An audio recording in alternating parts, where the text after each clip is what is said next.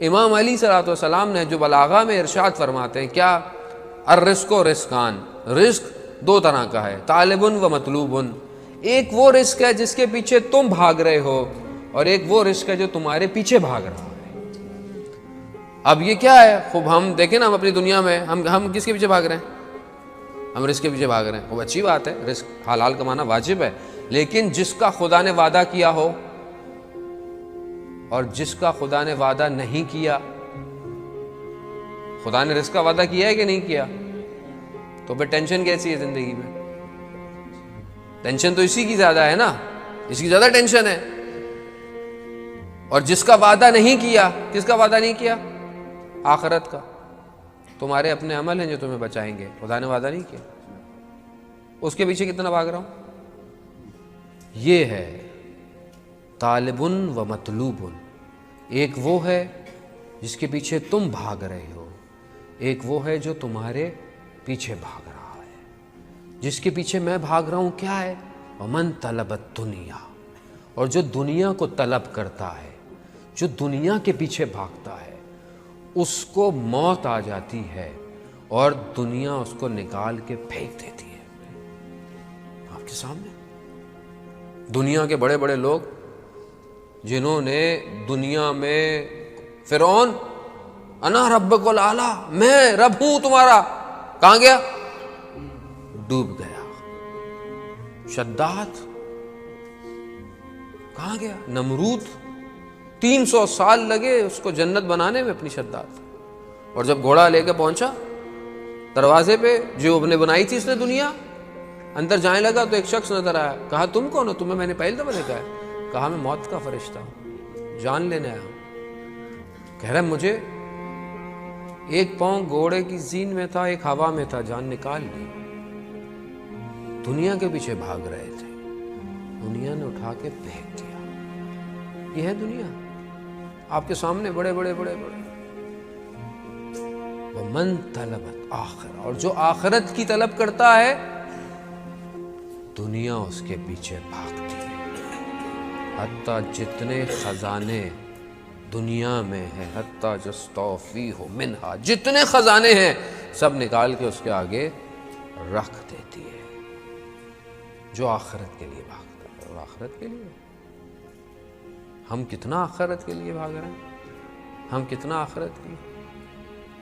مقدس اردبیلی کا میں نے آپ کو ذکر کیا ابھی۔ مقدس اردبیلی تہجد کی نماز، صبح کی نماز کے لیے برتن، بالٹی کنویں میں ڈالی پانی کے لیے، نکالا ہیرے جواہرات، کہا پروردگار میں نے تجھ سے پانی مانگا تھا واپس، پھر نکالا پھر ہیرے جواہرات، اب پروردگار مجھے پانی چاہیے، پھر ڈالا پھر نکالا، پھر 3 دفعہ کیا، ہیرے نکلے، مگر کہا نہیں مجھے نہیں چاہیے، مجھے وضو کے لیے پانی چاہیے۔ اللہ اکبر۔ یعنی جو آخرت کے پیچھے بھاگتا ہے، دنیا اپنے خزانے نکالنا شروع کر۔ عزیزان محترم، اور کتنی مثالیں آپ کے سامنے، دنیا سکڑ جاتی ہے۔ میں اپنی زندگی میں یہ نہیں کہہ رہا کہ آپ محنت نہیں کرنی، ہمیں محنت کرنی ہے، اچھا پڑھنا ہے، ہماری لائف میں ایمبیشنز ہونا چاہیے، ویژن ہونے چاہیے، ہمیں سب کچھ کرنا ہے، حلال رزق، لیکن بھاگنا نہیں ہے۔ آپ اگر کما رہے ہیں، مولا کائنات کیا فرماتے ہیں کہ تعجب ہوتا ہے مجھے اس شخص پر جو اپنی ساری زندگی کمانے میں خرچ کر دیتا ہے، اور پھر اس کمائی ہوئی چیز کو اپنی صحت جو اس کی بگڑ جاتی ہے اسے صحیح کرنے میں خرچ کر دیتا ہے۔